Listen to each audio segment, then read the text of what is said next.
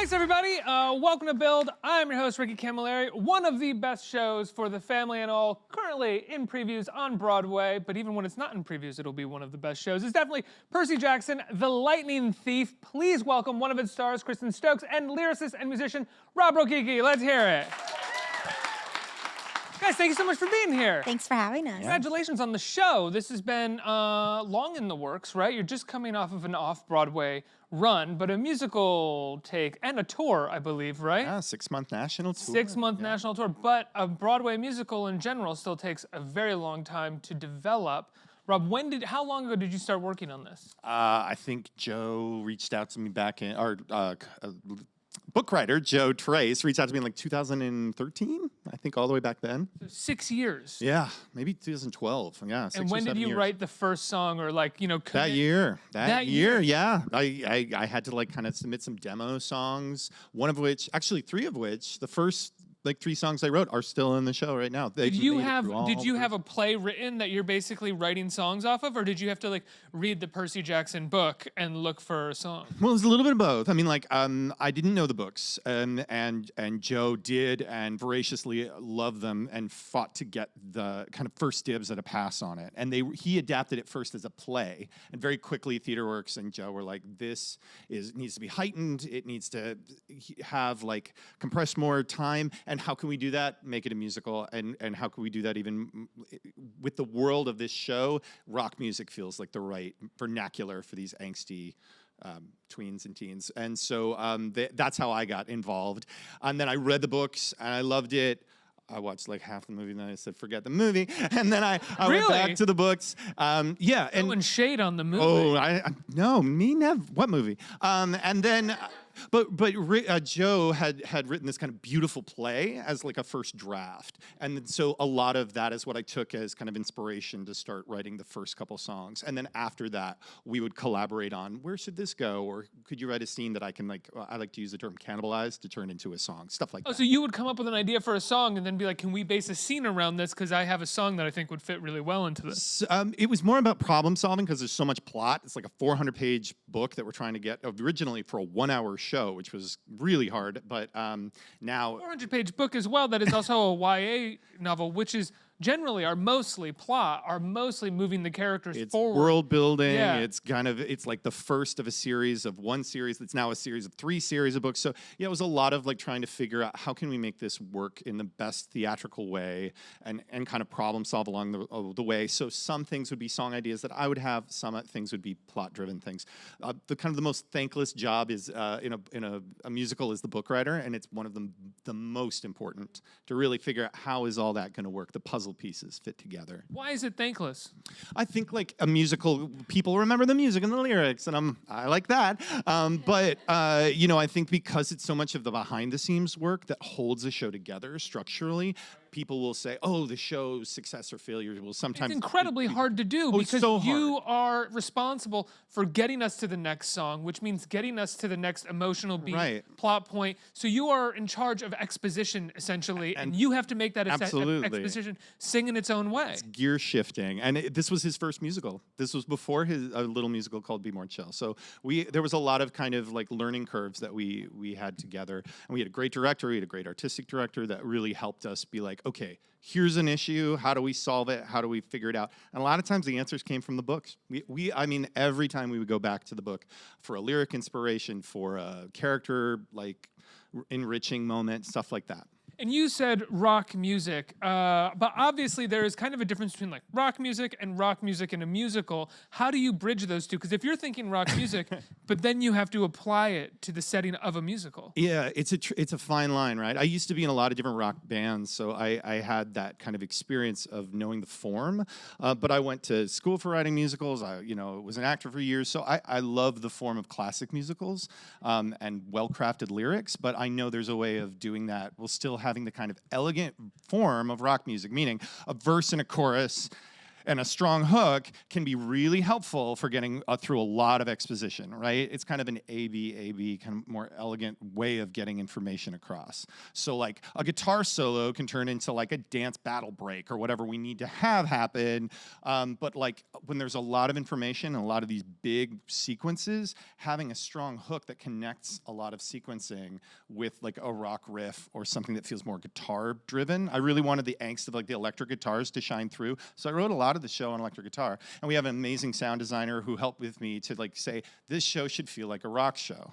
And how do you find that balance, because you want to hear all the lyrics too, right? You know, it can't just be like So it's always a balance of me being like, I want it louder, I want it angrier, you know, I want it, and then being like, Rob, we still need to hear what they're saying. What is that like for you as a performer? I mean, you're going to be singing a song for us, but what is that like for you to be doing something that is rooted in classical musical structure while at the same time also has a lot of rock music influences, as we're saying, or rooted in rock music, but musical, yeah. Musicalized. Yeah. It's awesome. It's my jam. It's like so fun to do because it gives you permission to maybe be like a little messier, you know what I mean? And it's a fun balance to find where you're like, how do I, you know, get this lyric across, obviously, but you get the whole backup of this like really fun like rock and score, and like you know the drums are like really pushing us through, and so that's informing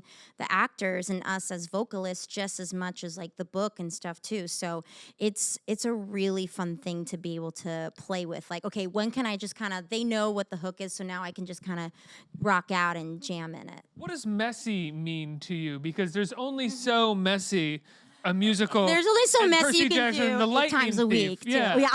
That's, I mean, you know, it's, I would say like, You can't go out and like in utero it or something like. Right. Sorry, that's a Nirvana reference, not in. Sorry. Yes, yes. I realized as I said that I was like, You're like, that's a I weird. know that I will say thing. 90s references all the time. Like I'll use like on My Chemical Romance for like early 2000s or like Paramore, and people are like, who, what? I'm like, oh my God, you have to go listen to Hole or listen to whatever that I'm listening to at the time. But the score is brutal. I mean, it is a really vocally challenging show. So I think some of the kind of messiness comes from the sense of play we get in the room. I love working with actors as good as Kristin, where you can, you know, where you can give them ideas for a song, and then they'll come back with, oh, here's a riff. Oh, here's a moment where maybe we don't go up the octave or whatever. Maybe we have like they'll find interesting harmonies. There's a singer named Sarah Beth Pfeiffer, who's one of my best friends in the show. She's got this insane facility for rock music. So we'll like work together to strategize on what's going to be the best for this moment. You know, I once worked with an amazing actor that was like, don't just riff for the sake of riffing. How can it tell the story? What is it happening for the character? Yeah, and I think vocally, you know, there's like clean moments when you want your vocals to sound, which I think is a more traditional musical theater sound, which is just like very clean and you can understand everything, and it's like, oh, it's like very lovely. And rock is more about like the emotion coming through the chords, and that's what I mean, I guess, by like messy, you know, like sometimes it sounds, Chris McCarroll always like, I don't know what his brainchild is, but he like akins it to like a latte. He's like, how much foam am I putting on the latte today? You know, I need like a little more like grizzle, you know what I mean? And so it's having fun playing with like, this is a clean moment when people need to understand stuff, and this is a moment when it can be like a little more, you know, angsty. That's the fun of live theater too, right? So it can be there's a little wiggle room to have a variation in performance, and that's what's so thrilling. And that style of music lends itself to being a little different, and that's what's so fun. How long have you been with the show? I know he's been with it since 2012-ish, 13-ish. But the actors, even with musicals, come in quite early sometimes as well and workshop them. Yeah, I've been super fortunate. I've been with the show since its very first 2-week workshop. And so that was back in December of 2013, and so that, you know, and it was completely different. I mean, not completely different, but you know, we had a different goal in mind. We were just working to be like, how do you transform someone from a teacher to a horse? How do you know, portray a road trip, and like, but we only have an hour, and we only have a unit set, and we only have, you know, so it was still very much like an experimentation. And I think that's what's so fun and has kept throughout the years is we've always made the show for like what we're working on right then. Like back in 2013, there was not even a twinkle in our eye of like Broadway. You know what I mean? And so every time we come back and we regroup with this story, we're always like, okay, how do we imagine this version? What can we add in, this time around? And it's like one of the most creative processes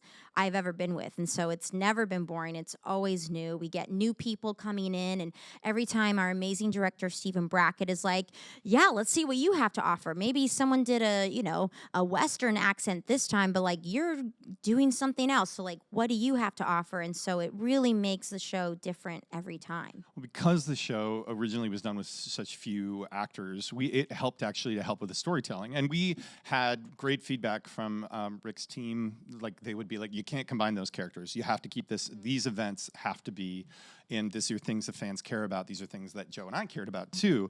So it actually was a blessing to us because then it becomes the sense of play, right? And Stephen is great at developing that in the room. So you have like 6 or 7 actors playing 47 characters, and that becomes the vernacular of it. And then the kind of scrappiness of it lets the audience fill in the gaps with their own imagination.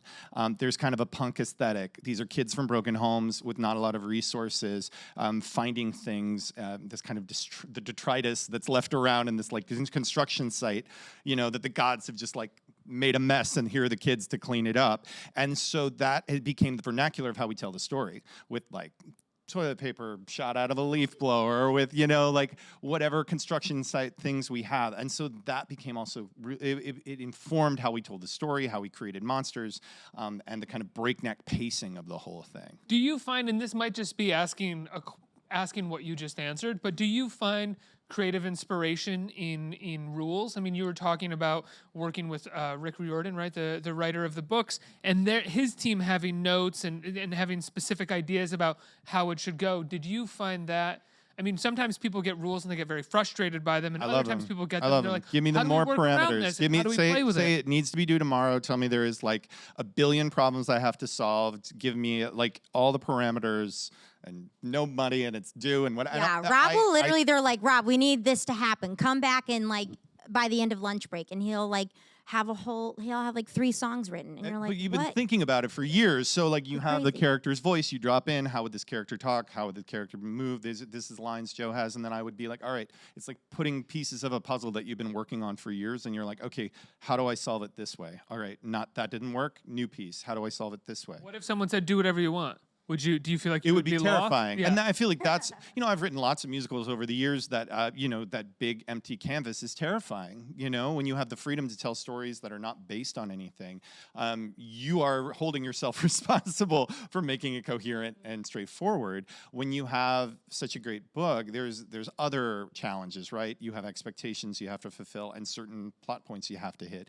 But you already have a structure in place. Somebody's already solved a lot of the hard work for you. It's just a little different with adaptation. Yeah, I was thinking about this literally just yesterday, but I was kind of like, you know what? The spectacle of our show is the storytelling, and which is all Rick's work. It's all Rob and Joe, and it's kind of cool that it's like going back to the roots of like Greek theater, and there's an aspect about that where it's like the original point of theater is to share these kind of epic human stories through these like very crazy devices of gods and journeys and powers and stuff like that. And so like that's really what is fun about the show, is that it kind of harkens back to all that. And like we have like cool lighting and like rock and music too, but like the story's a spectacle. Shared experience. It's really special. The stories of gods have always been, how do humans relate to gods and to the powers of gods, and how do the gods themselves with human impulses relate to their own power and their own stories. And it's something that's so fun about what Rick has done is, that these are dysfunctional stories of petty gods and doing all kinds of things to each other. He doesn't shy away from that or sanitize that as some things can do, or Hollywoodize that. He leans into the dysfunction, the weirdness of it all. Yeah, Medusa dated your dad, like weird things like that. And that's what's so fun. It's this unique kind of subversive point of view that Percy has in his worldview that is really fun. We have some questions from the audience and one from Twitter. Let's see what the one on Twitter is. It's to you, Rob. It says, what was the biggest struggle you had writing the songs and going deep into characters And then there's a second one for Kristin here. As a performer, relating to your character is important. How do you relate to Annabeth? This is from Banana Carrot Surprise. Banana carrot surprise. Well, I want that What cake. is That sounds the surprise? Banana and carrot together? I want like so. cream I cheese think on it. that's it. Sign me up. We're making a cake. Banana carrot. The biggest struggle I had writing the songs, it was, you know, usually how does this fit for the right moment? You know, living with them for long enough, I knew how each character sounded. So a lot of times I would go to the instrument for inspiration that would inspire that character. Like Grover, he's a satyr. He's kind of a hippie. He's one with nature. I'd work on an acoustic guitar sound, something that feels open and warm. And if it was Annabeth, she's incredibly smart. She's secretly my favorite character, not so secretly. So I would go to the piano and try to find something that worked kind of more, well, Why as is you'll Annabeth hear. your favorite character? Oh, she's just, I'm like a Scorpio through and through. I'm born on Halloween. I always think everybody doesn't like believe in me, and I have to like fight for people to like notice me. You know, Annabeth is constantly devalued for her wisdom, and you know, I just love her. She's awesome. But yeah, so I would, you know, find something notey and kind of computer-like that felt like, oh, that feels like her vernacular. Or for Percy, I would write on electric guitar. What's coming out of that? What feels like? I would try to make it simpler too. You know, a lot of times I would try to get clever with chords or things and be like, what is this kid feeling in this moment? Mm-hmm. How have I connected feeling that way? What feels right? And as a singer and as a performer, what is the hook? I write songs from like a thesis, basically. Be like, what is the thesis? Everything else has to support that in the song. The music, everything. And that'll help with the sequence too. Like Son of Poseidon, we were just talking about that the other day. I had no time to write it, and I had to figure out how are they going to get from like the underworld through a fight on the beach and back to camp. And Joe gave me the hook, Son of Poseidon. It's Percy claiming his identity, forgiving his dad, and using his power. And it's all united through that whole big sequence. Right. So that helped combine all of that. But it was a musical hook, like that helps. Once you have those planted, you can come back to them, and it's super helpful because they have more power when you have like, I'm not one for just a reprise for reprise's sake, but when you do have one, like Luke's Good Kid reprise in Act 2, it's really powerful. It can be. So those are things that were fun, but I always was like, what is the circumstance? What is the character going through? How does this character speak? So I don't try to make it just feel like how I would speak. Right. But and a lot of times that'd be going back to the book again. Yeah. Let's see. How do I relate to Annabeth? A few ways. I know she's originally from Virginia, but then her parents moved to the San Francisco Bay Area, which is where I am from. So one. No kidding. Yeah, for reals. And I was being sarcastic. I get real Bay Area vibes from you. Was it the fact that I said chill 500 times backstage? Yes, it's like probably. A beanie cap and the chill. She has like a beanie. Yeah. I'm like, this is my weather. This is what I'm used to. What's wrong with this cloudy day? What?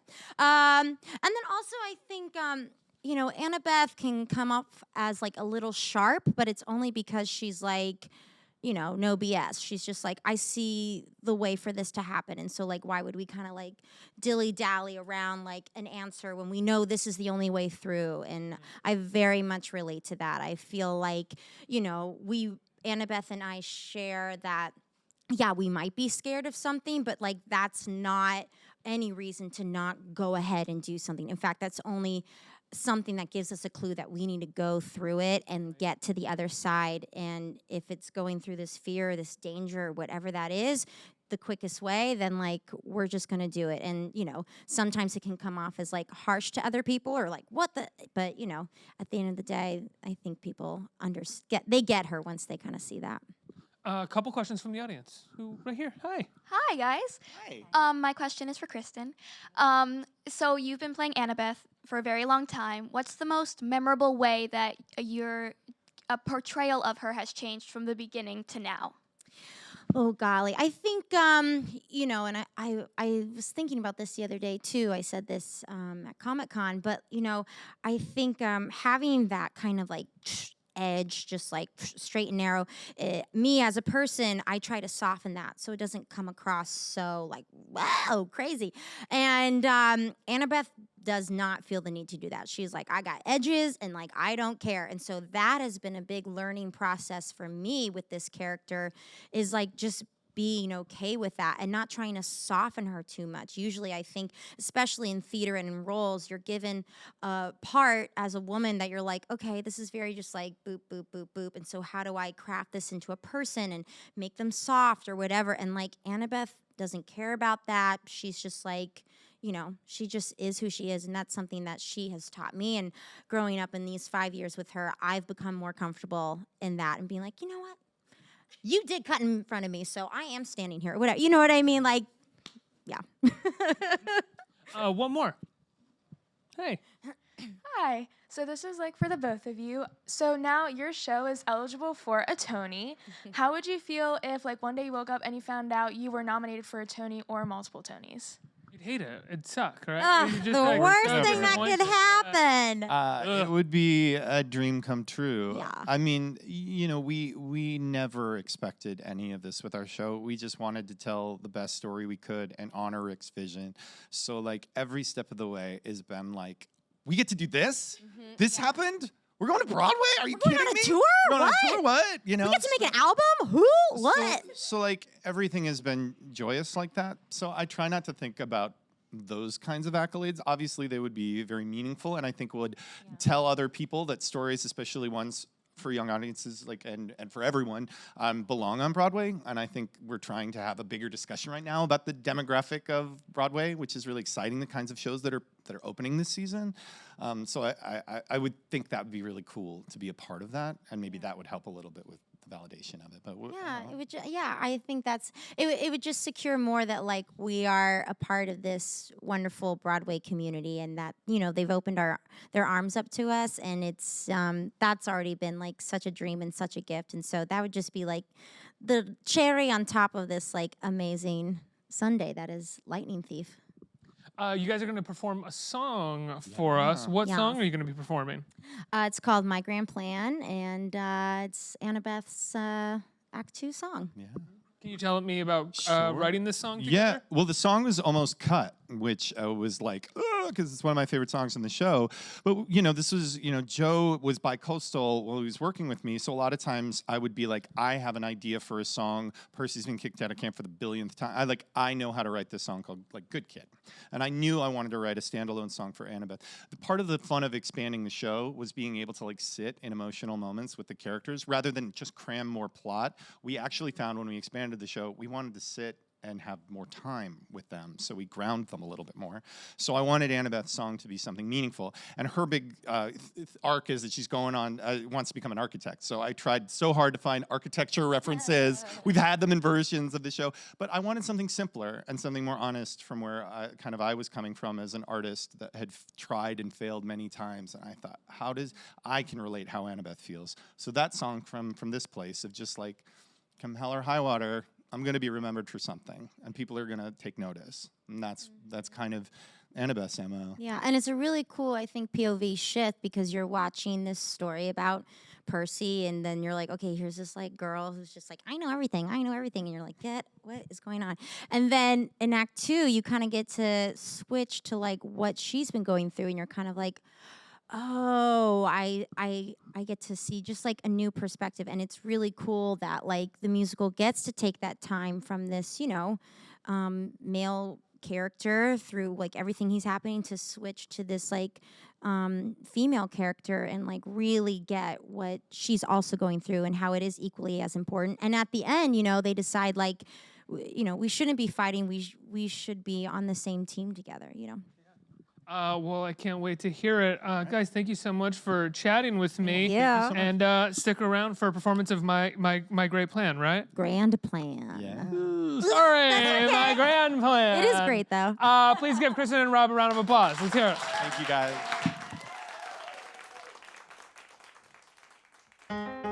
You know the only gifts my mom ever gave me? A hat that makes you invisible. You put it on and no one can see you. Seemed appropriate. I've always been a smart girl. Always made the grade, always got the gold star. I've always been a smart girl. But smart girl only gets a girl so far. You win at every single game. You want a quest, they tell you tough. If you don't go, you'll never know if you'll ever be good enough.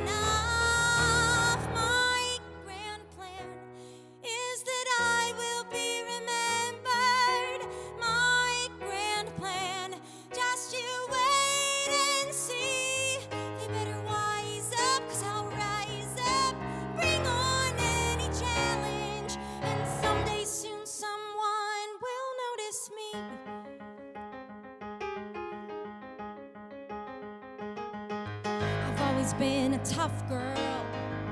Always been the one not to run from a fight. Always been a tough girl, 'cause most girls never win if they're polite. So me, I tend to stand my ground. I found I never can give in. It may not be my quest, but maybe it's mine to win. My grand plan is that I will be remembered.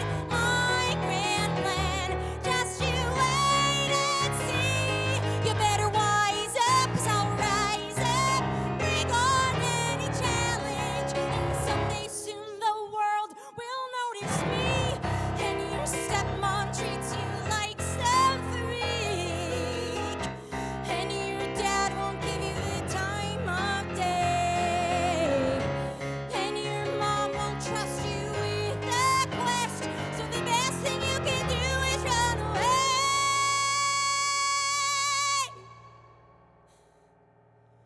Run away.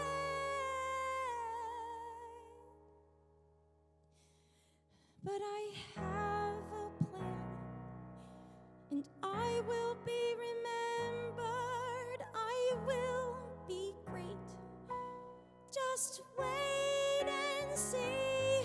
You better wise up, 'cause I'll rise up, bring on any challenge, and someday soon, I swear, I don't know how or when, but I promise you I'll never be invisible again.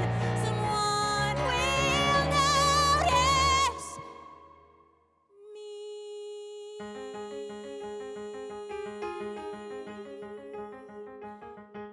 I've always been a smart girl.